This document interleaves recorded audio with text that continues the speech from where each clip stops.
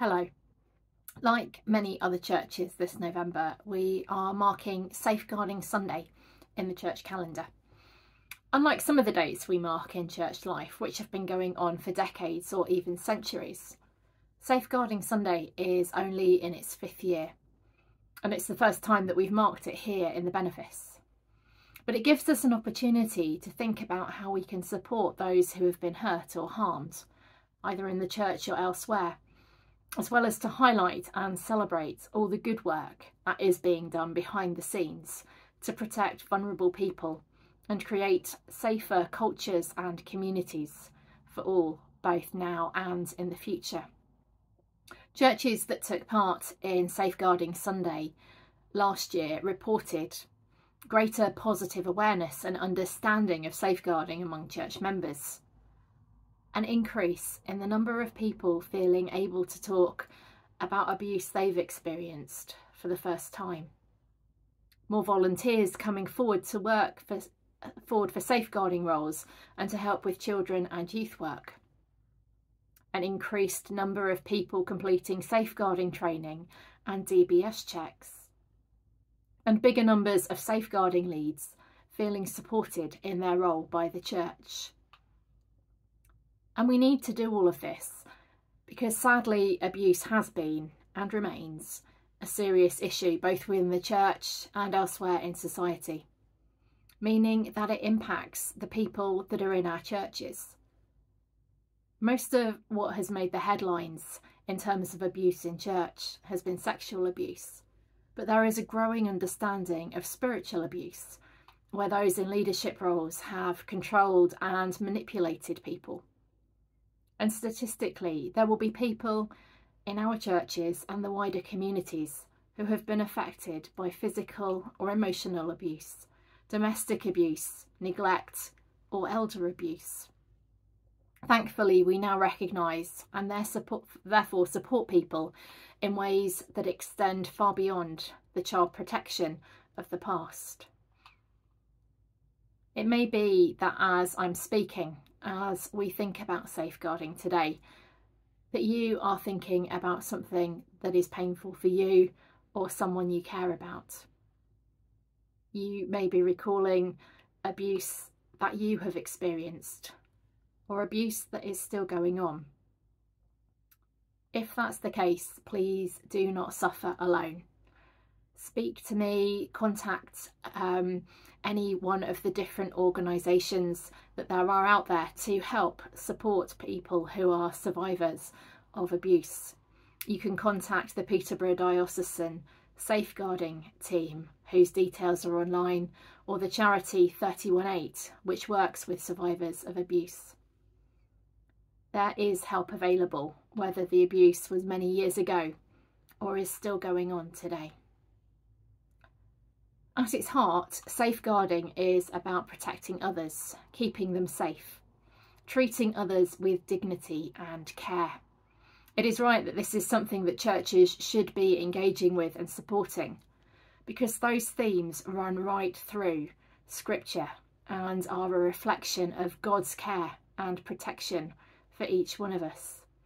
Our reading today from Isaiah reminds us that we don't need to fear because God cares, God protects. And our gospel reading this week contains some really powerful words which, if we're not careful, can become blunted through a sense of over-familiarity. We hear them so often that they can sometimes lose their impact. Jesus replied to the religious teacher's question about the most important commandment by saying that there is one commandment that is absolutely key and underpins all the others. Jesus said we are to love God and to love one another. These are fundamental in terms of who we are as church and the culture that we seek to establish. Love, it seems to me, is not just about our actions to one another, although that's a really important part of it too. But it is also about recognising that Christ-centred love underpins everything. If the church were a stick of rock that you can buy in a seaside town, If we broke it in the middle, it would have love running right through it. Is that how people see the church? Is that how people see our churches? Is that how people see us? Love should be what motivates us. It's what defines us as Christians. And it's also what challenges us to ask, what more can we do? I wonder, when people look at our churches, what do they see? When we are love focused, we never think, what is the least we can get away with?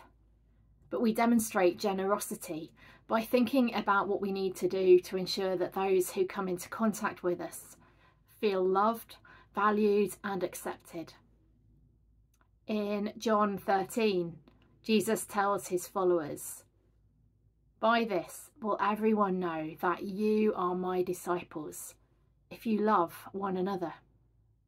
That's the outrageously generous nature of God that we see in operation time and time again throughout the gospel narratives. The parable of the prodigal son, the feeding of the 5,000, the Christmas story. We're reminded of the outrageously generous and at the same time sacrificial expression of God's love every time that we share communion together. This was a love that didn't say, what is the least I can get away with? But rather a love that asked, what is the most that I can do to show these people that I love them?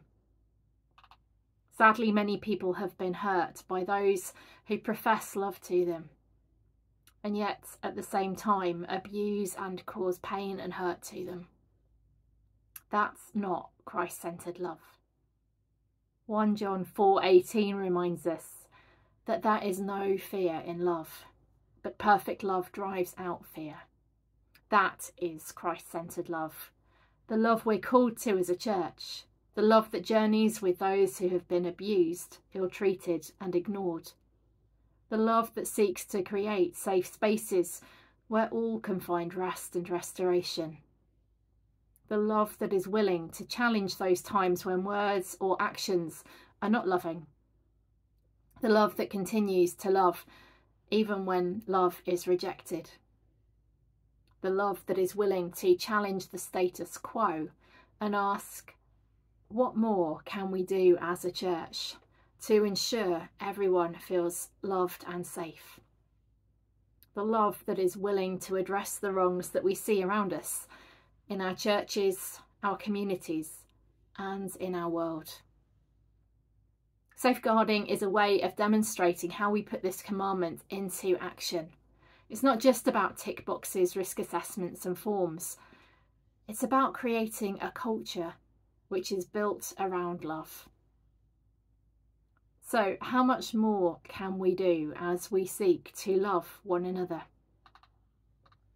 John Wesley had a wonderful way of summing up these words of Jesus's when he said, "Do all the good that you can, by all the means that you can, in all the ways you can, in all the places you can, at all the times you can, to all the people you can, as long as ever you can."